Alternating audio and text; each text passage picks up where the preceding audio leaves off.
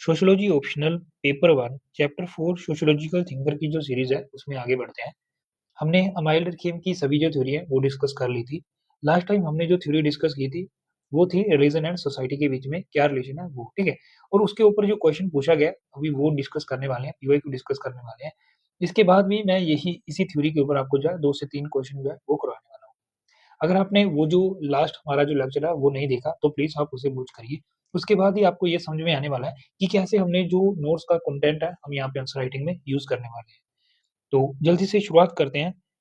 कैसा क्वेश्चन पूछा गया है वो देखते हैं, रीड करेंगे।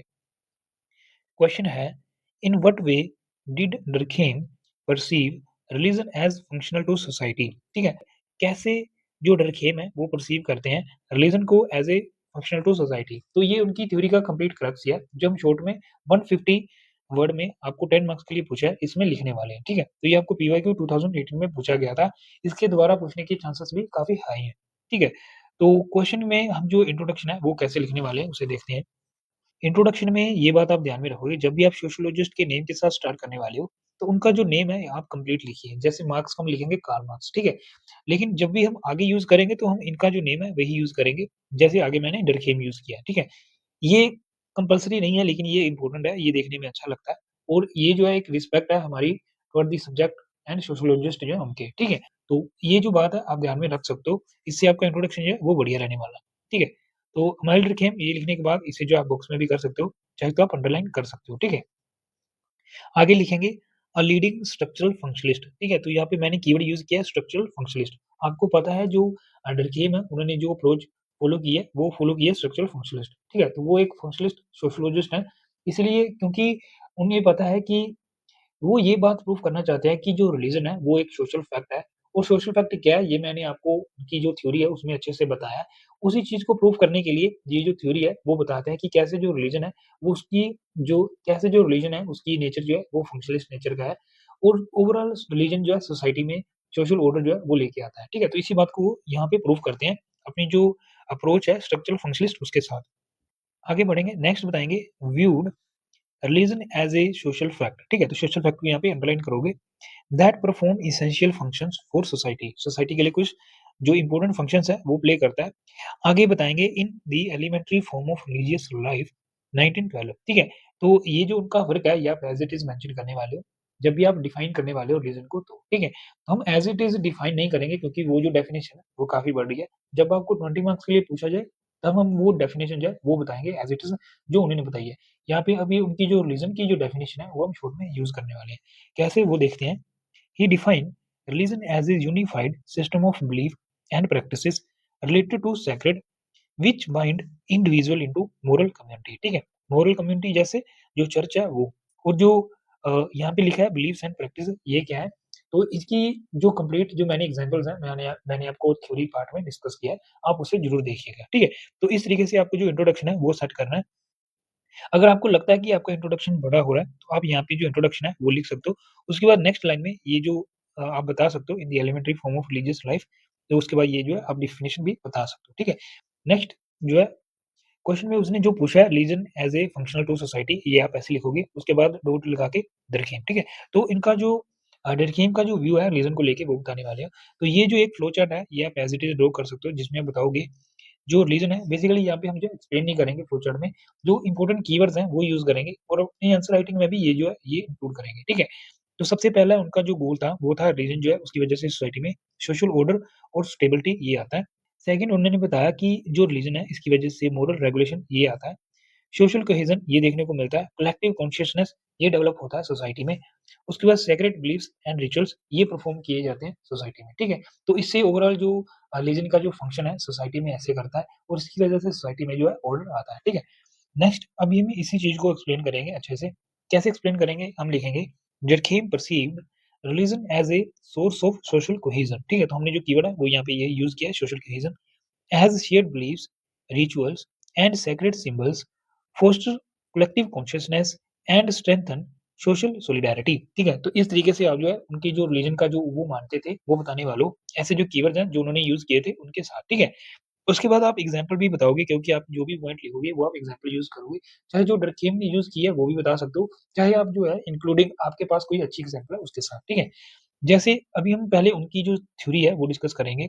जैसे for example comma totemism among the Arunta tribe और ये ऑस्ट्रेलिया में है, ठीक है? आप ब्रैकेट में ऑस्ट्रेलिया भी लिख सकते हो। United members around a common sacred symbol, ठीक है? तो कैसे जो टोटेम है वो क्रिएट किया जाता है, जिसके साथ जो कलेक्टिव कॉन्साइंस है वो उनका डेवलप होता है। जो उनका पास्ट का जो अ, उनकी जो इमोशंस हैं, जो जुड़े होते हैं, उन्हें री-एक्सपीरियंस करने के लिए जो टोटेम है वो क्रिएट किया जाता है, ठीक है? तो जो उनकी थ्योरी है एलिमेंटरी फॉर्म ऑफ रिलीजन, यहाँ पे जो टोटेमिज़्म है, उसके साथ जो रिलीजन की शुरुआत वो होती है, यहाँ पे वो बताते हैं कैसे जो सेक्रेड सिंबल्स हैं, टोटेम जो है उन्हें माना जाता है और इससे जो है ओवरऑल सोसाइटी में एक जो कलेक्टिव कंसेंस है वो डेवलप होता है, ठीक है? नेक्स्ट हम बताएँगे why festival such as Kumbh Mela, ठीक है? यहाँ पे आप एग्ज़ाम्पल बता सकते हो जैसे Kumbh Mela reinforce collective identity. उसके बाद उन्होंने बताया religion also ensure moral regulation by prescribing norms and values that guide behaviour and prevent anomie, ठीक है? तो इसके बाद जो रिलीजन के जो फंक्शंस हैं वो आप बता सकते हो जैसे मैंने यहाँ पे बताया मोरल रेगुलेशन के बारे में। उसके बाद जो नॉर्म्स एंड वैल्यूज हैं वो गाइड करती है जो इंडिविजुअल का बिहेवियर है और उन्हें जो है प्रिवेंट करती है जो अनोमी जो कंडीशन है उसके साथ, ठीक है? तो यहाँ पे मैंने जो कीवर्ड है अनोमी ये यूज किया है। आप भी ऐसे ही यूज कर सकते हो, ठीक है? उसके बाद क्या फंक्शंस हैं वो बताएंगे नेक्स्ट जो है फर्दर कोमा देके आप लिखने वाले हो नेक्स्ट पैराग्राफ में। तो इसी तरीके से आपने यहाँ पे ध्यान रखना है जैसे मैं यहाँ पे जो आगे जो पैराग्राफ यूज करता हूँ इसमें जो है स्पेस रहता है, ठीक है? यहाँ पे आप स्टार्टिंग से स्टार्ट कर सकते हो, ठीक है? और ये जो आपका नंबर ऑफ पैराग्राफ्स है, ये 3 से 4 हो सकते हैं 150 वर्ड के लिए, ठीक है? तो अपना जो वर्डिंग है आप एक लाइन में 5 से 6 और 7 जो है मैक्सिमम ये जो वर्ड है ये आप लिख सकते हो। तो इससे ज़्यादा अगर आप बताने वाले हो तो आपका जो कंटेंट है वो काफ़ी डेंस हो जाएगा, देखने में भी अच्छा नहीं लगेगा। तो आप जो है इस अप्रोच को फ़ॉलो कर सकते हो। नेक्स्ट हम बात कर रहे थे जैसे फर्दर वो बताते हैं रिलीजियस रिचुअल्स जनरेट करते हैं कलेक्टिव एफर्वेशंस, ठीक है? तो कलेक्टिव एफर्वेशंस ये क्या है जो पास्ट एक्सपीरियंस जो उन्होंने फील किया था उसे री एक्सपीरियंस करने के लिए तो इससे क्या होगा renewing emotional attachment to society and the totem symbolise society itself, ठीक है? तो यहाँ पे वो ये कहते हैं कि जो सोसाइटी में जो वर्शिप होता है रिलीजन का, टोटम का, वो क्या है? वो सोसाइटी की ही वर्शिप है, ठीक है? जैसे ट्राइब में उन्होंने एग्ज़ाम्पल में बताया, जो उन्होंने पहले एक्सपीरियंस किया, उसे री एक्सपीरियंस करने के लिए सोसाइटी जो है, एक टोटम क्रिएट करती है, उसे एक वैल्यू देती है, उसे जो रिचुअल्स हैं, वो परफॉर्म करती है। इससे जो कलेक्टिव आइडेंटिटी जो है इससे जो है सोसाइटी में एक कलेक्टिवनेस जो है वो क्रिएट होता है, कलेक्टिव कंसेंस बनता है और इसकी वजह से ओवरऑल सोसाइटी में जो है ऑर्डर आता है, ठीक है? तो ये उनकी जो फंक्शनल जो थ्योरी है उसके साथ रिलेट करके बताते हैं कि देखो कैसे जो सोसाइटी में जो रिलीजन की वर्शिप हो रही है वो सोसाइटी की ही अपनी कलेक्टिवनेस है, ठीक है? तो ये बात आप ध्यान में रखोगे। नेक्स्ट वो क्या बताते हैं Durkheim argued that although traditional religion may decline with modernisation, ठीक है? तो अभी हम जो है उनका जो मॉडर्नाइजेशन वाला पॉइंट है वो भी यहाँ पे ऐड करने वाले हैं। आपने भी यही करना है, शॉर्ट में ये बताना है अब मॉडर्नाइज़ेशन होएगा तब क्या होने वाला है, तो जो ट्रेडिशनल रिलीजन है वो डिक्लाइन हो सकता है। नेक्स्ट वो बताते हैं इट्स नेक्स्ट वो ये बताते हैं it's integrative functions continue through secular institution, ठीक है? तो जो सेक्युलर इंस्टीट्यूशन है उसके द्वारा जो इसका जो बेसिक फंक्शन है रिलीजन का वो कंटिन्यू रहने वाला है। कैसे? वो बताते हैं such as constitutions, education and national ceremonies तो ये क्या करती हैं प्रिज़र्व करती हैं क्या value consensus and social order, ठीक है? तो जो गोल रिलीजन का है, टोटम का है, वही गोल जो है मॉडर्न सोसाइटी में कौन परफॉर्म कर कॉन्स्टिट्यूशंस, एजुकेशन एंड नेशनल जो सेरेमनीज़ है वो, ठीक है? इसकी वजह से जो वैल्यूज़ है वो कंसेंसस जो है वो प्रिज़र्व रहता है और सोशल ऑर्डर जो है ये मेंटेन रहता है, ठीक है? तो ये बात आप ध्यान में रखोगे, ये उनका जो कंप्लीट थ्योरी है उसका क्रक्स है, ठीक है? नेक्स्ट क्योंकि हमें जो है इसकी थ्योरी के ऊपर जो है एंड नहीं करना, यहाँ पे हमें जो रिलीजन के फंक्शंस हैं, जो डरकीम ने बताए वो तो हमने बताने ही है। इसके अलावा जो उनका क्रिटिसिज़्म है, ये आप एज़ ए जो आपका कंक्लूजन है उसमें मेंशन कर सकते हो, ठीक है? तो यहाँ पे मैंने मार्क्स यूज़ किया, आपने मार्क्स प्लस अगर आपकी स्पेस अलाउ करती है, तो आप जो है वेबर का व्यू है कि नहीं, सोशल ऑर्डर ही नहीं, सोशल चेंज भी आता है रिलीजन के साथ, वो भी आप मेंशन कर सकते हो, ठीक है? तो यहाँ पे मैंने कैसे लिखा है हाउएवर मैंने वर्ड यूज़ किया however, comma Karl Marx criticised this view for overlooking religion's role in legitimising social inequality and exploitation, ठीक है? तो आपको पता है जो हमारे जो मार्क्स हैं वो क्या करते हैं, वो रिलीजन को डिसफंक्शनल बताते हैं, वो रिलीजन की जो है डिसफंक्शनल शो करते हैं कि कैसे जो रिलीजन है ये यूज़ किया जाता है, जो हैव नोट्स हैं उन्हें जो है एक्सप्लॉइट करने के लिए, ठीक है? तो वो बताते हैं कि जो रिलीजन है ये ओपियम ऑफ मासेस है, ठीक है? तो इसकी वजह से क्या होता है, उन्हें जो जो हैव नोट्स हैं, उन्हें अपनी एक्सप्लॉइटेशन का जो कॉन्शियसनेस है, वो नहीं मिलता है, ठीक है? तो वो फ़ॉल्स कॉन्शियसनेस में तो वो जो है फ़ॉल्स कॉन्शियसनेस को क्रिएट करने के लिए ये जो रिलीजन है, ये क्रिएट किया जाता है, ठीक है? तो ये उनका मानना है। तो इसके साथ जो है आप एंड कर सकते हो। इसके अलावा आप लाइन ऐड कर सकते हो कि जो वेबर्स हैं, वो भी यही बताते हैं कि जो सोसाइटी है उसकी वजह से सिर्फ सोशल ऑर्डर ही नहीं आता, सोशल चेंज भी आता है, ठीक है? तो वो सोशल चेंज पॉजिटिव भी हो सकता है और वो नेगेटिव भी हो सकता है, ठीक है?